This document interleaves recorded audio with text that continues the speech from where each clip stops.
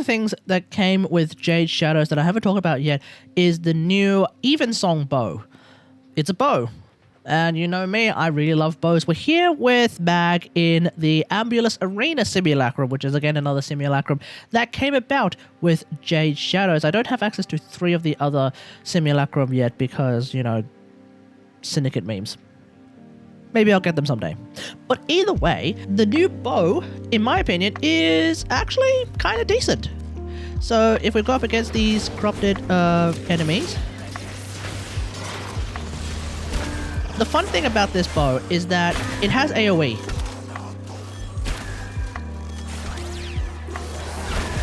Like so. And so as long as you keep enemies relatively close together, which you can do with Mag, because Mag is amazing, you know, you're doing a fair bit of AoE damage, and you're also spreading, in this case, a lot of slash procs onto these targets, which is of course really good. Of course, if you want to, you know, actually do the usual things that Mag can do, which is strip armor, well then suddenly your damage is going to be significantly higher. I'm sure I'm not, you know, teaching anyone new, anyone anything new when I say something like that. But as long as you are able to hit the targets,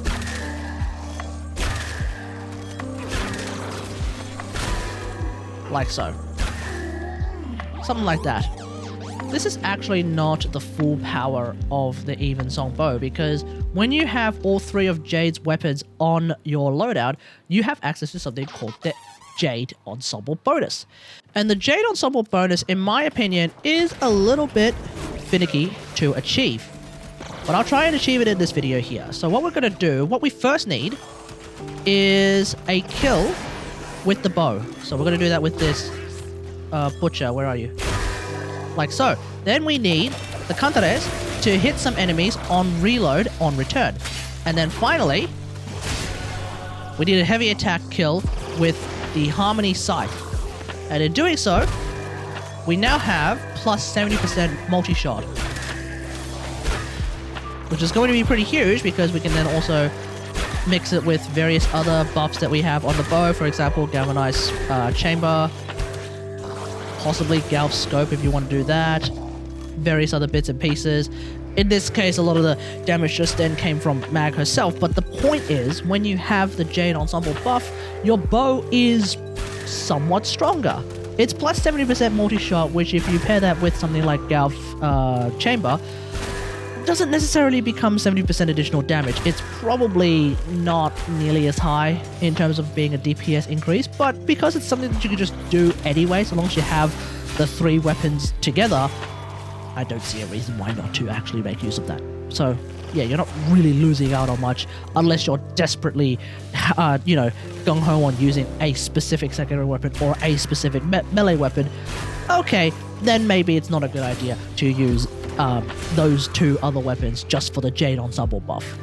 Because the Jade Ensemble buff does also buff your other 2 weapons. It buffs the reload speed of your cantares, which in my opinion is not a huge increase at all, because that weapon, I'll talk about in builds in a second, but that's not really a weapon you need to build for DPS, so reload is not really a problem. And then for the melee weapon, I believe it's additional status duration, which could be nice. It could end up being actually a DPS increase, especially for the heavy attacks, because of the special thing about the Harmony heavy attacks, which is one of those Helmith abilities that we actually have, which basically consolidates any and all damage over time status effects into one hit. So that's actually kind of nice. So perhaps it'd be a good idea to increase your damage with the Harmony Scythe by at least landing a couple of hits first, and then just doing that big heavy attack. But I'll talk about that in builds in a second. Suffice to say, so long as you can make it work, the Evensong Bow is fine. I think it's actually pretty decent. Considering that it did come with Jade, and it is part of something that I guess canonically happens after the War Within, I suspect by the time you get the chance to farm the Evensong Bow, you may already have a pretty goated bow. In my case, a really, really goated Paris Prime. And so, at least for now, my opinion on the Evensong Bow is that I probably won't be actively using it because I have a Paris Prime that is just incredibly overpowered.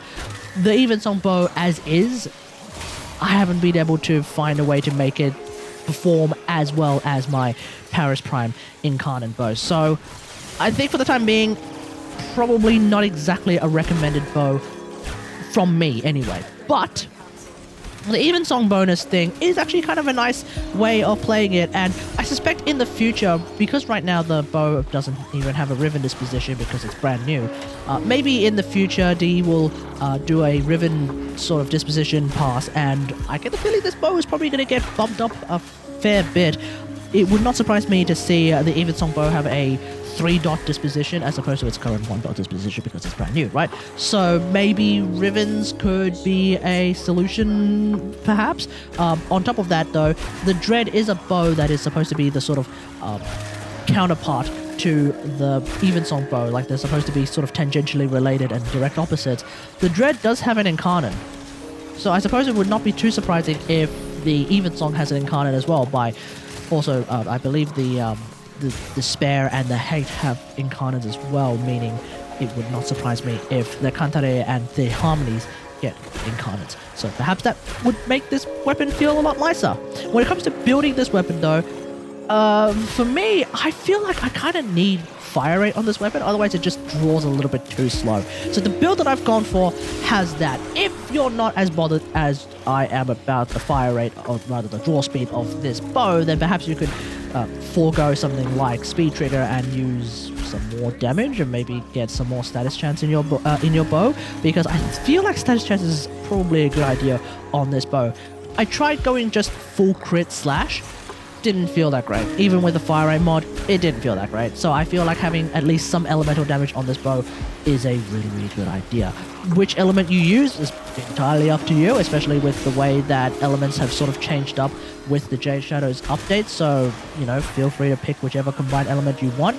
For me personally, I'm sticking with radiation, but not really, because I do have a purple shard on my mag. That's how I'm getting radiation. So putting that aside, I think maybe go for cold might be a good idea because of how cold works and how it's effectively a crit bonus of some description. And then you also have puncture on this weapon, so you might be able to get both of the crit buffs from status procs, which could be really, really nice. So maybe that's something you want to look into.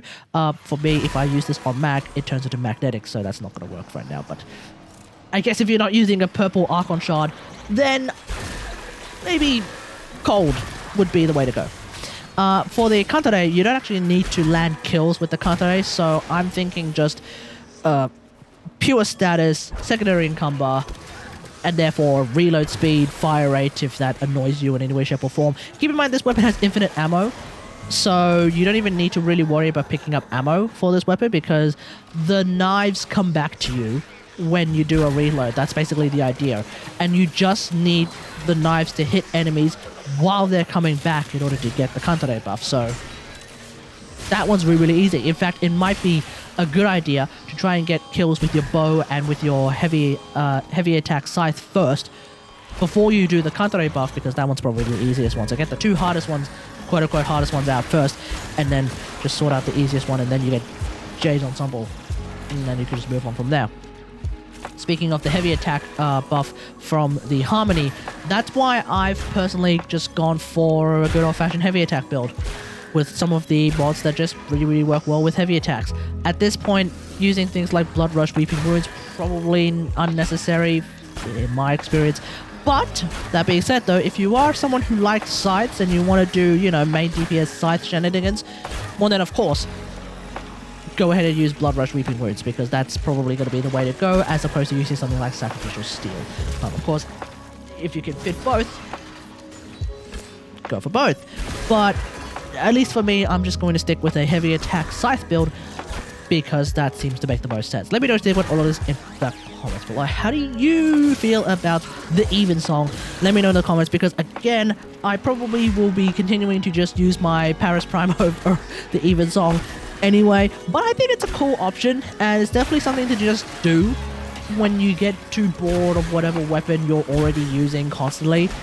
Of course, I don't really ever get bored of my Paris Prime because I love it to death, but regardless, if for whatever reason you just want to do something different, the Evensong and by extension the Jade Ensemble is, I think, actually still pretty decent. So yeah, there is that. Otherwise, hope you guys enjoyed this. If you like this video, hit that like and subscribe for more Warframe content, maybe, I don't know, we'll see. But otherwise, until next time, I'll see you guys later. Thanks for watching. Bye.